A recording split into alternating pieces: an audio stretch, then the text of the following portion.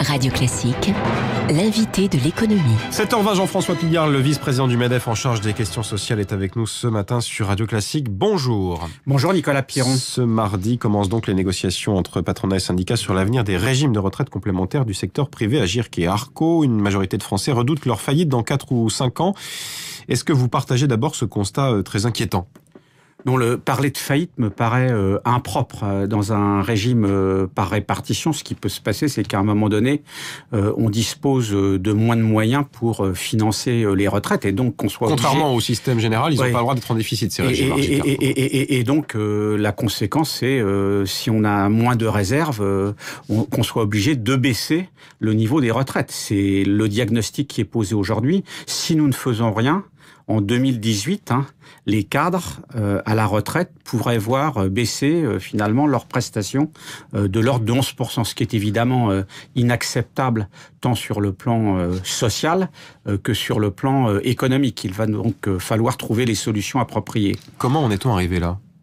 On en est arrivé là exactement comme, je dirais, dans le régime général.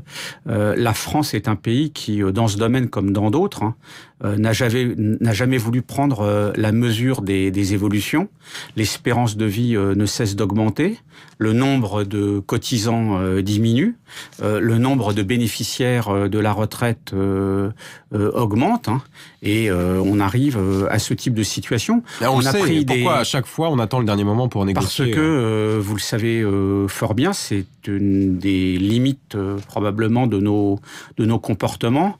On a une capacité à analyser les problèmes, à poser les bons diagnostics. Nos comportements, vous parlez du patronat et des syndicats, le paritarisme. Globalement, et du pays face à la réforme, on est un pays qui conceptualise remarquablement, mais quand il s'agit de passer à l'acte et d'avoir le courage de la décision, on est toujours trop souvent, je dirais, dans la demi-mesure. J'ai moi-même mené les négociations de 2011 et 2013, où on avait notamment en 2013 pris quelques décisions courageuses, mais ça ne suffit pas. Il faut ajouter aussi objectivement que, au-delà de ce comportement, les conditions économiques qui sont celles du pays depuis plusieurs années ont évidemment une incidence forte. Un taux de chômage qui augmente, une baisse de la masse salariale. Absence d'inflation qui absolument. rend nul les mesures de désindexation que vous aviez prises précédemment. Alors il y a 3 leviers, 3,5 classiques pour réformer les retraites, que ce soit les retraites générales ou les retraites complémentaires. C'est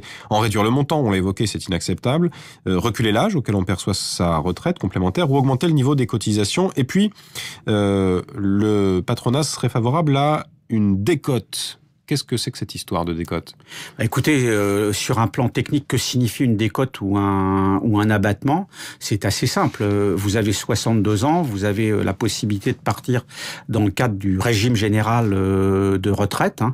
On considère à un moment donné, au moins temporairement, que lorsque vous rentrez par exemple dans l'Agirc ou dans l'Arco, entre 62 ans par exemple, 65 ans ou 67 ans, après il faut fixer des bornes, eh bien vous aurez un abattement sur votre niveau de retraite complémentaire. C'est une façon à la fois de dissuader les personnes de prendre prématurément leur retraite, et si elles les prennent, finalement, d'en limiter les coûts. C'est une mesure qui peut être utilisée à caractère temporaire. Vous pouvez l'utiliser sur le plan technique de 2 façons.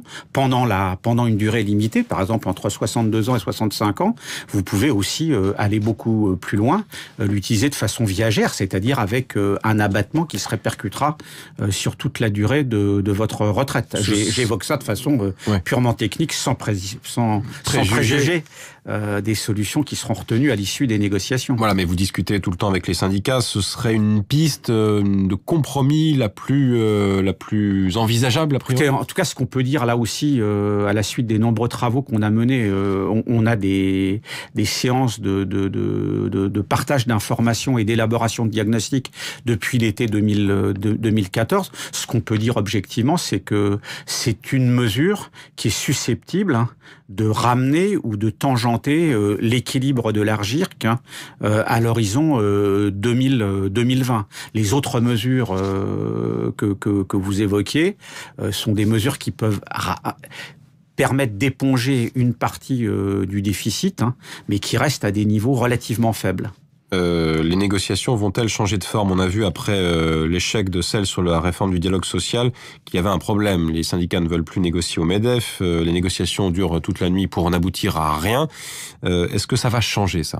Oui, alors d'abord, je crois qu'il faut éviter de réduire les choses à l'aune de la dernière négociation sur la modernisation du dialogue social, qui est précisément la seule négociation qui n'est pas aboutie sur toutes les négociations qui sont menées maintenant depuis des années au niveau interprofessionnel. Indépendamment, j'allais dire, de la négociation sur la modernisation du dialogue social, il est parfaitement légitime que les partenaires sociaux cherchent à adapter les règles de négociation, et par conséquent, la semaine prochaine, nous nous retrouvons pour élaborer notre agenda social 2015, et je leur proposerai effectivement que nous débattions de cette question de la méthode, sans préjuger là aussi des résultats. Je pense que ça serait intéressant de raisonner autour d'une charte de la négociation qui pose finalement le cadre le plus efficace et le plus respectueux du jeu des acteurs. La question du lieu est une question parmi d'autres. Pour moi, qui ai une longue expérience de la négociation en entreprise, en branche ou à l'intérieur des branches ou au niveau interpro, je fais pas de fixation sur ce sujet. Si le lieu était un élément déterminant dans ce domaine, il y a longtemps que ça se saurait quand même. Jean-François Pilliard, un mot sur la loi Macron, puisqu'il y a le vote solennel en première lecture cet après-midi. Est-ce que ça peut changer notamment les choses sur le plan social, sur le plan des licenciements économiques, sur le plan du dialogue social et des prud'hommes aussi? Je crois d'abord qu'il faut saluer le principe de cette loi. C'est une loi pour la croissance et l'activité.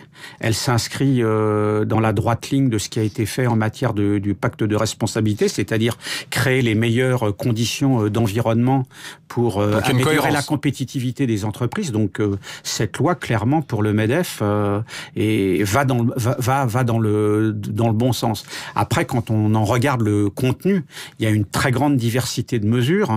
Dans le champ qui me concerne plus directement, le champ du social, il y a des éléments intéressants, l'épargne salariale, la sécurisation des licenciements économiques, une volonté d'apporter des réponses en matière de réforme des prud'hommes. Mais dans d'autres domaines, vous avez également le principe d'innovation qui va dans le bon sens.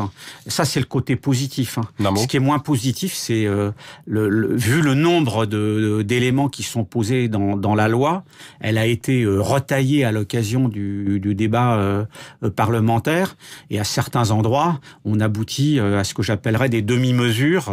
C'est par exemple, me semble-t-il, le cas en matière de réforme des prud'hommes. Merci Jean-François Pilliard, vice-président du MEDEF en charge des questions sociales. Merci Nicolas Avec Ferron. nous ce matin, invité de l'économie de Radio Classique.